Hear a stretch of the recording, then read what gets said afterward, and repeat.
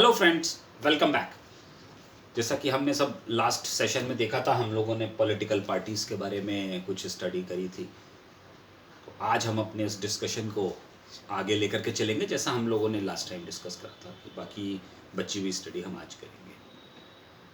हम फ्रेंड्स, मैं आप लोगों के साथ ये सब चीज़ें डिस्कस करता रहता हूँ सो दैट आपकी जनरल नॉलेज बढ़े, आपको अपने स्टडीज़ में हेल्प मिले, या आप कोई कॉम्पिटिटिव एग्जामिनेशन दे रहे हो उसमें। ओके।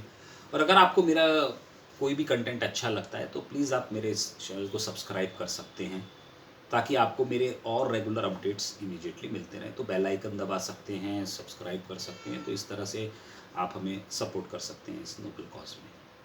तो चलिए आज का शुरुआत करते हैं पॉलिटिकल पार्टीज़ का। तो लास्ट टाइम हमने पॉलिटिकल पार्टीज़ के बारे में पढ़ा था कि पॉलिटिकल स्ट्रक्चर क्या है, ये इनकी किस तरह से गवर्नमेंट फॉर्म करते हैं, किस तरह से कंट्री को रन करते हैं, इनके फंक्शंस क्या हैं, कितनी तरीके से ये लोग पब्लिक को हेल्प करते हैं। आज हम लोग स्टार्ट करते हैं कि पॉलिटिकल पार्टीज़ कितनी होनी चाहिए, आइडियली कितनी होनी चाहिए कंट्री के अंदर। जैसे हम देखते हैं हमारे यहाँ तो बहुत है। तो देखिए, हमारे इंडिया के अंदर there are more than 750 political parties which are registered with the election commission of India। यानी 750 से ज़्यादा पॉलिटिकल पार्टीज तो सिर्फ रजिस्टर्ड हैं। नॉन रजिस्टर्ड का तो नंबर पता नहीं कितना होगा, वो तो इमेजिन ही किया जा सकता है। तो एक यहाँ पे एक बड़ा वैलिड सा पॉइंट है, बड़ा डिस्कशन होता है, बहस होती है इस चीज़ के ऊपर कि क्या इतनी पॉलिटिकल पार्टीज की ज़रूरत होती है। पर इन रियलिटी देखेंगे तो इन 750 पॉलिटिकल पार्टीज में से जो सीरियसली इलेक्शन फाइट कर रही हैं वो 25-30 पार्टीज ही कर रही हैं। इसमें नेशनल पॉलिटिकल पार्टीज भी हैं, स्टेट पॉलिटिकल पार्टीज भी हैं। क्योंकि इंडिया एक मल्टी पार्टी डेमोक्रेसी है, तो इसलिए यहाँ पे पूरी फ्रीडम है पॉलिटिकल पार्टी बनाने की, इलेक्शन फाइट करने के लिए, सब चीज़ों के लिए। ऑल अक्रॉस द वर्ल्ड हमने भी देखा है। जैसे अगर आप चाइना की बात करें, वो भी अपने आप को एक सो कॉल्ड डेमोक्रेटिक रिपब्लिक सब कुछ बताता है, पर वहाँ एक्चुअली है नहीं, क्योंकि वहाँ सिर्फ एक ही पॉलिटिकल पार्टी है, वही इलेक्शन लड़ते हैं, वही जीत जाते हैं, या उनके साथ अलायंस वाले पार्टनर होते हैं, वो उसके खिलाफ लड़ते हैं। तो जीतना तो उसी पार्टी ने है, तो वहाँ कोई डेमोक्रेसी नहीं है। That is a single party country. एक हमने देखा है ड्यूअल पार्टी कंट्रीज भी होते हैं, जहाँ सिर्फ 2 ही पॉलिटिकल पार्टीज होती हैं, बाकी माइनर पार्टीज होती हैं छोटी मोटी, उनका कोई रोल नहीं होता है। जैसे यूएस है, यूएस में 2 ही पॉलिटिकल पार्टीज हैं, डेमोक्रेट्स और रिपब्लिकन्स। जो भी प्रेसिडेंट बनेगा या तो इस पार्टी का होगा या उस पार्टी का होगा। अगर हम यूके की बात करें तो यूके में भी 2 ही पॉलिटिकल पार्टीज हैं, एक कंजर्वेटिव पार्टी है, एक लेबर पार्टी है। वहाँ का भी जो प्राइम मिनिस्टर बनेगा वो या तो इस पार्टी का होगा या उस पार्टी का होगा। पर हमारे कंट्री में मल्टी पार्टी है। क्या ये मल्टी पार्टी डेमोक्रेसी हमारे यहाँ सही तरीके से फंक्शन कर रही है? क्या इसकी इतनी ज़रूरत है जितना है? तो इंडिया एक बहुत वास्ट कंट्री है। 3000 किलोमीटर लंबा लेंथ है, लगभग 3000 किलोमीटर लंबा ही इसका ब्रेड्थ है। इतनी डाइवर्स पॉपुलेशन है, इतनी कल्चरल डाइवर्सिटीज़ हैं, इन सबको एक साथ लेकर के चलना एक पॉलिटिकल पार्टी की, नेशनल पॉलिटिकल पार्टी के कई बार हाथ में नहीं होता है। तो रीजनल पार्टीज़ भी निकल के आती हैं जो उस रीजनल एस्पिरेशंस को पूरा करती हैं। कहीं पर डेवलपमेंट एक्टिविटी कम होती है तो उसको हाईलाइट करती है, उसको फ्रंट पर लाती है। तो पॉलिटिकल पार्टीज़ अलाउड हैं। और सीरियस पॉलिटिकल पार्टीज़ तो जैसे हमने इंडिया में भी देखा है 25-30 ही हैं, ज़्यादा नहीं है। स्टेट लेवल पर ज़्यादा है, नेशनल तो सिर्फ 7 ही हैं। अभी हम इसको भी डिस्कस करते हैं। तो इसके बाद हम अपने इस पॉइंट पर देखते हैं कि इसका कोई फिक्स क्राइटेरिया नहीं है कि हमें कितने नंबर होना चाहिए हमारे पास पॉलिटिकल पार्टीज का। ये अकॉर्डिंग टू डेमोक्रेसी सिचुएशन के हिसाब से ही डिसाइड हो सकता है। पर इंडिया में as of now more than 750 are the registered political parties. India में इस वक्त 7 पॉलिटिकल पार्टीज हैं जो नेशनल पॉलिटिकल पार्टी का कैटेगरी है उनकी, उसमें क्राइटेरिया में वो फिट होते हैं, तो नेशनल पॉलिटिकल पार्टी का उनको दर्जा दिया गया है। इसके अलावा सारी की सारी पॉलिटिकल पार्टीज जितनी भी हैं वो सब स्टेट पॉलिटिकल पार्टीज हैं। नेशनल पॉलिटिकल पार्टी वो होती है जिसकी 2 या मोर देन 2 स्टेट्स में उनकी रीच होती है। स्टेट पॉलिटिकल पार्टी यूजुअली एक ही स्टेट में होती है। जो 2 या 2 से ज़्यादा पॉलिटिकल पार्टी स्टेट्स में जो पार्टी एग्जिस्ट करती है, जिसके फंक्शंस करती है, वो नेशनल पॉलिटिकल पार्टी का स्टेटस होता है। अब इसका क्राइटेरिया क्या है भाई? हर आदमी कहेगा कि मैं भी नेशनल बना दो।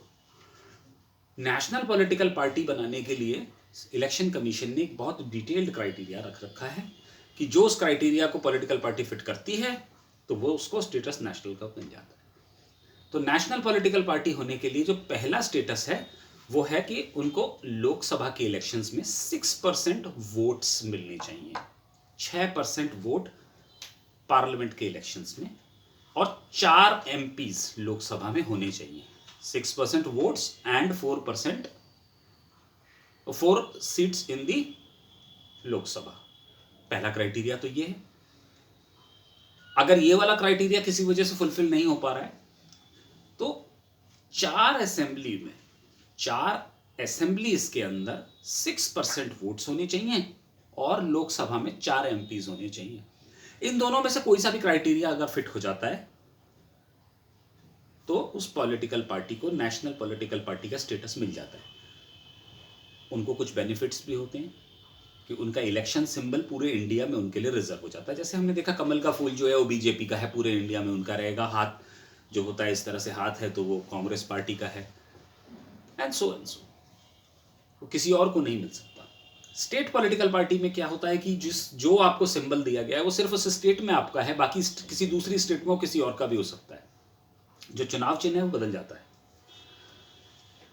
और अगर कोई political party state political party है तो उसको स्टेट पॉलिटिकल पार्टी का भी स्टेटस मिलने के लिए भी इलेक्शन कमीशन का क्राइटेरिया होता है कि उनको एक स्टेट असेंबली के लिए इलेक्शंस में 6% वोट चाहिए। यहां पे भी 6% वोट चाहिए और 2 एमएलएज होने चाहिए। बस 2 एमएलएज आपके जीत के आ गए तो आप एक स्टेट पॉलिटिकल पार्टी के तौर पे रिकॉग्नाइज हो सकते हैं। फिर उस स्टेट के अंदर वो इलेक्शन का सिंबल किसी दूसरे को नहीं मिलेगा, वो सिर्फ आप ही की पार्टी के लिए रिजर्व हो जाएगा। राइट? तो फ्रेंड्स, इसके आगे हम आप आगे बढ़ते हैं। आगे हम जैसे देखेंगे कि अब ये पॉलिटिकल पार्टीज जो हैं इनको चैलेंजेस क्या आ रहे हैं आज की तारीख में। देखते हैं हम, जनता बहुत नाराज रहती है इनसे। अक्सर हमने देखा है लोग नाराज रहते हैं, उनको हमेशा क्रिटिसाइज ही करते रहते हैं। तो ये क्या होता है वो देखते हैं कि इनके पास चैलेंजेस क्या है। सबसे पहला चैलेंज है बेटा इनकी इंटरनल डेमोक्रेसी का। किसी भी पॉलिटिकल पार्टी के अंदर अक्सर देखने में आया है कि इंटरनल डेमोक्रेसी नहीं होता। हालांकि ये डेमोक्रेटिक सेटअप में जरूर काम कर रहे हैं, इंडिया डेमोक्रेटिक कंट्री है, इंटरनली इनके अंदर कोई डेमोक्रेसी नहीं है।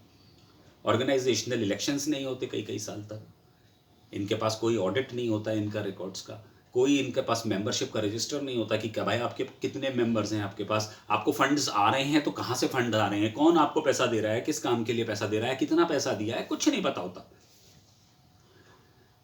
अंदर डेमोक्रेसी नाम की चीज नहीं होती है। सीनियर मैनेजमेंट क्या कर रही है वो lower management ground level worker को पता नहीं होती। तो कई बार अक्सर डिसीजन हो जाता है, वो बेचारा खड़ा रह जाता है, उसको पता ही नहीं होता, वो ही हिमसेल्फ इज अनअवेयर कि उसकी अपनी पार्टी क्या डिसीजन ले रही है। मिडिल लेवल मैनेजमेंट को नहीं पता कि सीनियर मैनेजमेंट क्या है। टॉप के कुछ क्रीम के लोग होते हैं वही डिसीजन ले लेते हैं।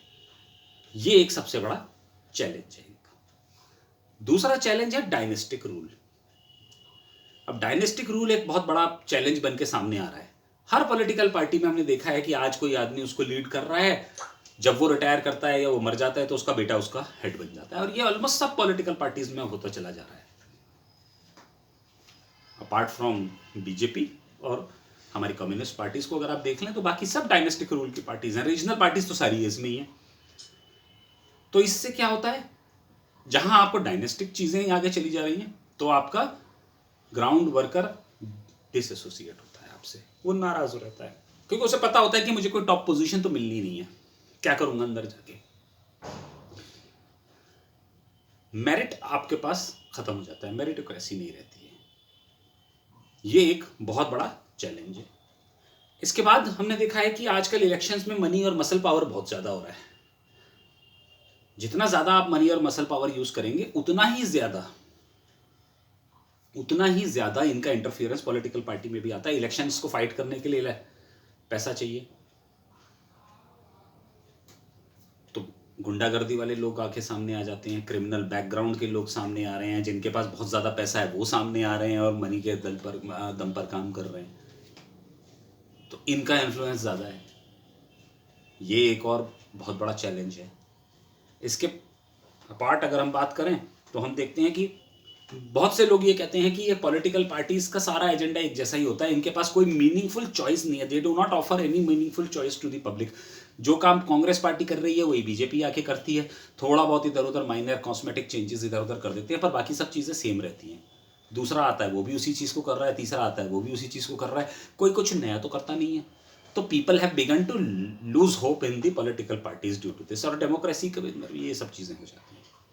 तो एक चौथा चैलेंज है कि ये भी बहुत बड़ा चैलेंज है, लोग विश्वास ही नहीं करते, सबको लगता है सब एक ही है, किसी को भी आप इलेक्शन कर लो, हम उससे नाराज हो गए तो उसको वोट नहीं करा, दूसरे को बिठा दिया, लेकिन इन दी एंड रिजल्ट क्या होता है, सब सेम काम वही हो रहा होता है, जो पहले हो रहा है वही आज हो रहा है, कहीं कोई कंस्ट्रक्टिव या कोई ऐसी चीज तो आई नहीं सामने निकल के, इसलिए और लोग नाराज हो जाते हैं। तो अब बात आती है कि ये पॉलिटिकल जब सिस्टम में हमने इतना पढ़ा, इतने सब चीजें खराब हो रही हैं या इतना वो सब कुछ है, तो इनको रिफॉर्म कैसे किया जाए, how should they B reformed. तो रिफॉर्म्स की वजह से भी हमने देखा है कि गवर्नमेंट ने कुछ लॉज निकाले हैं, सुप्रीम कोर्ट ने भी कुछ ऑर्डर्स पास करे हैं, जिसकी वजह से कुछ चेंजेस आने शुरू हुए हैं। सबसे पहला है एंटी डिफेक्शन लॉ, जो पॉलिटिकल पार्टीज के रिफॉर्म्स में काम आ रहा है। एक बार अगर एक आदमी इलेक्ट हो जाता है एमपी या एमएलए के उसके तौर पर, तो वो अगर किसी दूसरी पॉलिटिकल पार्टी को ज्वाइन करेगा या करना चाहता है, तो पहले उसको अपनी उस सीट को, एमपी या एमएलए की सीट को रिजाइन करना पड़ेगा, then only he can join. उसके बाद आप दोबारा इलेक्शन फाइट करिए और वापस इलेक्ट होके आइए अगर आप चाहते हैं तो। पर while being a member of the Lok Sabha और द राज्यसभा और एमएलए और एमएलसी, आप पॉलिटिकल पार्टी चेंज नहीं कर सकते। इसकी वजह से भी हमने देखा है, जैसे ही इलेक्शन अनाउंस होता है कि अब लोकसभा का या असेंबली का टेन्योर खत्म होता है, जब अनाउंस हो जाता है तब ये लोग चेंज करते हैं। जब तक कुर्सी पे बैठे होते तब तो कोई चेंज नहीं करता। ये डिफेक्शंस जो होती हैं इधर से उधर करना, ये इलेक्शन अनाउंसमेंट के टाइम पे ही होती है, बाकी पूरे 5 साल आराम से गाड़ी चलती है, कोई दिक्कत नहीं की। इसके बाद सुप्रीम कोर्ट ने एक ऑर्डर पास करा है, जिसकी वजह से एक हर पॉलिटिकल पार्टी के हर कैंडिडेट को, जो भी कोई इलेक्शन लड़ना चाहता है, उसको एक मैंडेटरी एफिडेविट फाइल करना पड़ता है। उस एफिडेविट में उसको अपने खिलाफ चल रहे सारे के सारे क्रिमिनल केसेस, जो कोर्ट में प्रोसीडिंग्स हैं, वो बतानी पड़ती हैं, एसेट्स और लायबिलिटीज बतानी पड़ती हैं। ये एक मैंडेटरी है। पर क्योंकि अभी इसमें बहुत ज़्यादा कोई चेकिंग नहीं होती है, तो लोग, उसमें भी एक लूप होल है तो निकाल के ले जाते हैं, बट आने वाले वक्त में इसमें भी कुछ होगा, एक लॉ तो बन ही चुका है अभी। इसके अपार्ट हमने देखा है कि गवर्नमेंट के पास एक वो है जिसमें उन्होंने कहा हुआ है इलेक्शन कमीशन ने कि भाई आपको अपने इंटरनल जो अफेयर्स है उसके इलेक्शंस कराने पड़ेंगे, ऑर्गेनाइजेशनल पोल्स हर 2 साल में एक बार मैंडेटरी कर दिए गए हैं, 1 आध साल का रिलैक्सेशन भी उसके अंदर हो जाता है, तो ऑर्गेनाइजेशनल इलेक्शंस मैंडेटरी कर दिए गए हैं। इसके अलावा कुछ सजेशंस हैं जो कि अभी चल रही हैं। ये 3 मेजर्स तो गवर्नमेंट ऑलरेडी ले चुकी है, कुछ सजेशंस हैं कि ये अगर और उसके अंदर इंप्लीमेंट किए जाएं तो कुछ सुधार हो सकता है हमारे इलेक्टोरल सिस्टम में। पहला सजेशन है कि 1/3 of the seats should be reserve for ladies, यानी हर पॉलिटिकल पार्टी ये कॉन्शियसली डिसीजन ले ले कि हमें 1/3 अपने टिकट्स जो हैं वो लेडीज को ही देने हैं। दूसरा एक सजेशन है, काफी इंपॉर्टेंट है, कि state funding of the elections, कि गवर्नमेंट इलेक्शन लड़ने के लिए पॉलिटिकल पार्टीज और कैंडिडेट्स को पैसा देने लगे।